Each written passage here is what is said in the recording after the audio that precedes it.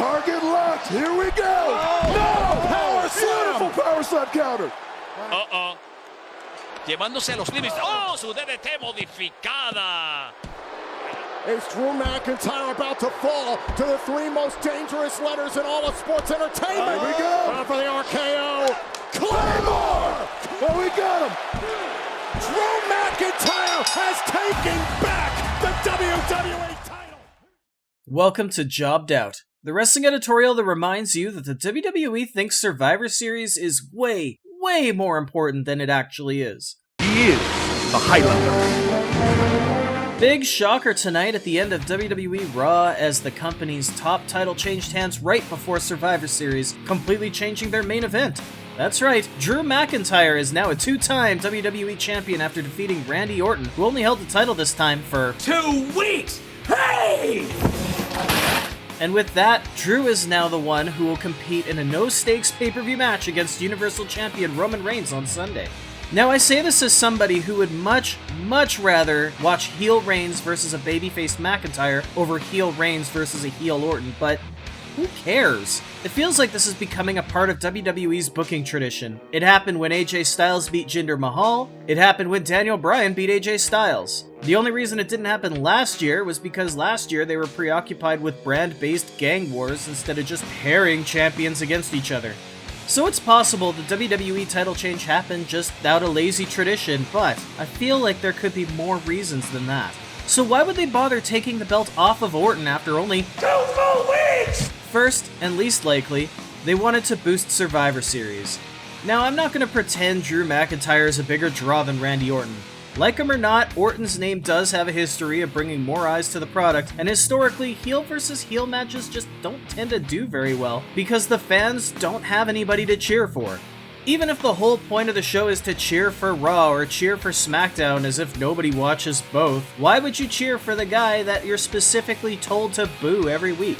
So personally, not buying it. Because where normally a no-stakes show would need to stack their main event, everybody here knows the main event and general focus of Survivor Series is going to be an appearance by The Undertaker on Sunday, as it's 30 years to the day of the debut of the Gobbledygooker. Second, and slightly more likely, the title change was meant to boost ratings for Raw. While okay, I don't want to say fans here because fans are actually good people who enjoy things. Fanboys. While fanboys want to argue that ratings don't matter, they do. And let's be honest, the USA Network is paying somewhere between $265 and $300 million per year for a Raw show that can't break 2 million viewers on a well-established time slot and an NXT show that won't see half of that anytime soon.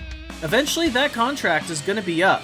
And NBC Universal could very well just say, alright, this time we're offering 50 mil, take it or leave it. Or they could just say, we're gonna go in a different direction and scrap WWE programming entirely. That would be devastating to the biggest company in this industry. The only reason the WWE is breaking financial records this year, well, besides firing most of their wrestlers and staff during a global pandemic and economic depression, is because of the guaranteed money contracts that they're really not delivering on anymore. It could be that this was all to appease USA executives, or to make sure that people tune in next week so they can WTF all over it and see who the next challenger will be. And that brings us to the big one. The most likely reason for tonight's title change. No, not because Randy Orton is hurt, though he very well could be, who knows. But it's not Orton who might be unable to perform here.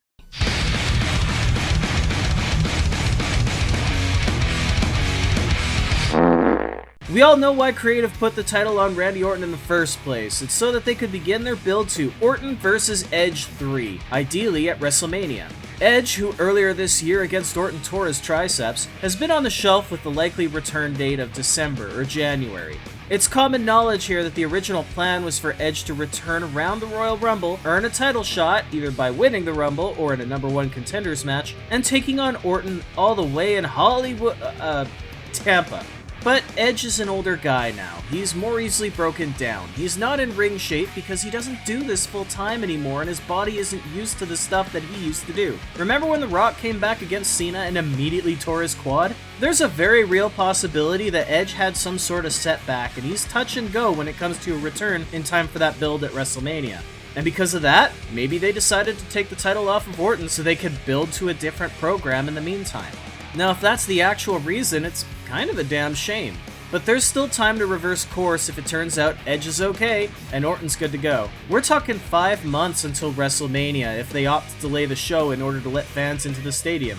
But you know what this whole mess of taking the title off of Orton doesn't do? It doesn't do anything to make Survivor Series as important as it used to be. Ah well. At least we're getting McIntyre versus Reigns, that'll be fun. Big punch versus big kick, let's be real, it's gonna be awesome. Now this is all just my opinion, so what do you think? Why would they take the WWE Championship off of Randy Orton only 2 weeks after he won it? Who benefits from that? And does it make you any more or less interested to see Survivor Series this year? Let me know in the comments and be sure to subscribe to the channel for more because I want you to be a part of the conversation too. For now though, I better get my shoulders off the mat, so thank you for tuning in to Jobbed Out. I'll catch you next time.